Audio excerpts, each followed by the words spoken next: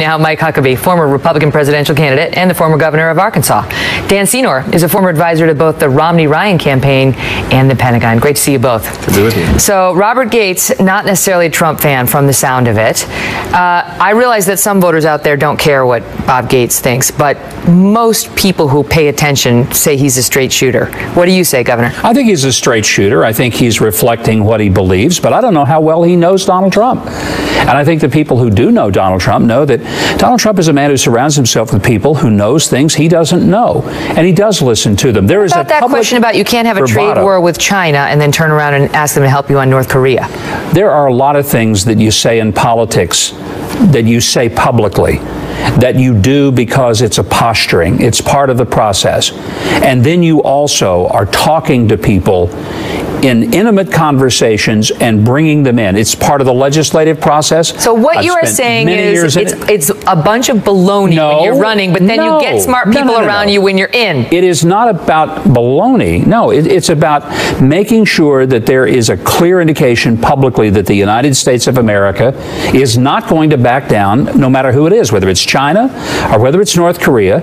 I don't think that you're going to see Russia flying fighters 30 feet over a Navy destroyer if Donald Trump is president. Go ahead, Dan. Look, for the last 8 years, many Republicans, you, me both, have critiqued this President Obama, for not being tough enough on our adversaries and being too tough on our allies. Look at one of our biggest adversaries, someone working against U.S. interests today, is Vladimir Putin. Donald Trump, I mean, you may know what he says behind the scenes, but I'm just reacting, as I think Secretary Gates is, to what he says in public. Donald Trump revels in the flattery from Putin. He basically wants to, he says he wants to withdraw from NATO, so basically the collapse of NATO, the collapse of Europe, which would be a dream for Putin. He basically has the same policies as it relates to Assad that Putin has. So you just go issue after issue after issue. Here we critique Hillary Clinton's reset. I mean, Donald Trump would be weaker on Putin than Hillary Clinton. See, I disagree, Dan. I don't think he would be weak at all. I think he has a respect for Putin because Putin is just the kind of guy, when he sees a weak president like Obama, he just shoves it up his nostrils. I don't think he would be doing that with Donald Trump. On month one or year one of a Trump presidency, I hate to say those words, a Trump presidency, but let's just say year one of a Trump presidency, you don't think that Vladimir Putin would say, all right, I've got a friend in the White House who's got my back. No. So I'm going to invade Estonia. I'm going to invade Lithuania. In fact, this President Trump has collapsed NATO, which has been a pillar of the American transatlantic alliance. I'm going to see what I can get away with. China, another strategic threat to the United States. I think you're talking about Obama. That is not. This is word for word on what Donald Trump on China. Trump has praised the way the Chinese government clamped down on the Tiananmen Square massacre. Something I know you were outraged about. Any democracy, freedom-loving American would be horrified by what the Chinese communists did Tiananmen Square. Trump praised it. In fact, today he says Japan should get a nuclear weapon. Korea should get a nuclear weapon. So he's for an ascendant communist China as it relates to human rights, and he's for nuclear proliferation. There's some very good people that Donald Trump is surrounding himself with. Jeff Sessions among many, who is one of the most level-headed, one of the most competent, capable senators. I like Jeff Sessions. I have a problem with Donald Trump and what he's saying. How do you defend what he said about Russia and China? Had you rather have Hillary Clinton? Because I had not. I know both of these people, and trust me on this.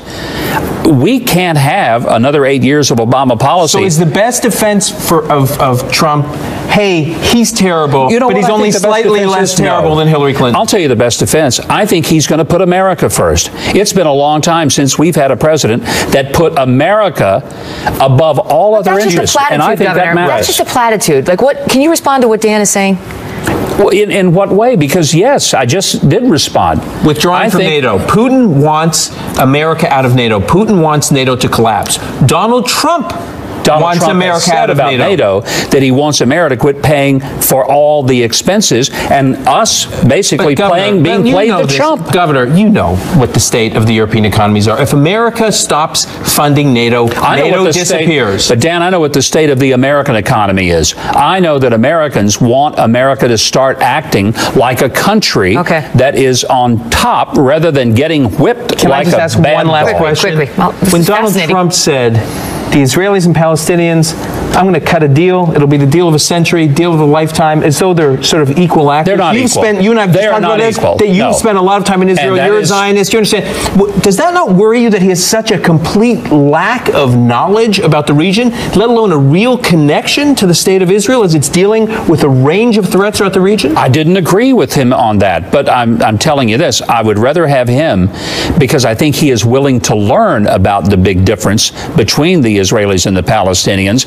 I don't think Hillary has the capacity to change her mind. I think she is ironclad. I've been involved with Republican and conservative national security debates for decades. I'm sad to say that our nominee, the best we can say for him, is that he'll be slightly less worse than the Democratic. I gotta leave it at that. But this is fascinating. You can come back once a week. I get the block off. This is the best kind of debate because it's two really smart people who really believe what they're saying, and I appreciate it, both of you. That's good, right? It was good.